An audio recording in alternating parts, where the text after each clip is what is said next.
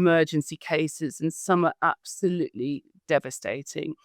So we Forgive felt me, that Freedom is the organization, I should have introduced it, the organization you set up to look into this problem and this issue, and you've done some research in that. Yeah.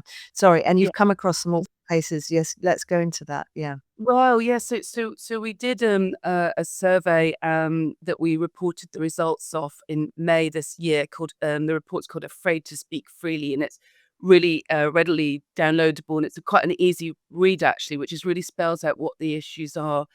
And we were able to compare it with an arts professional survey that was taken on censorship and intolerance in the arts in 2019. So just before COVID, and I wish I'd read it then. I might have known what was going on a little bit more and not got into the trouble that I did.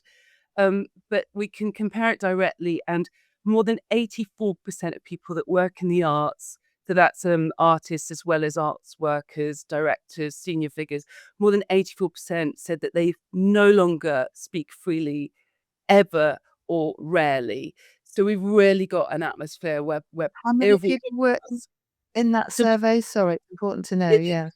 it was almost exactly the same as the arts profession. It was just under 500 people were surveyed. Okay. Yeah. And then we So a took good.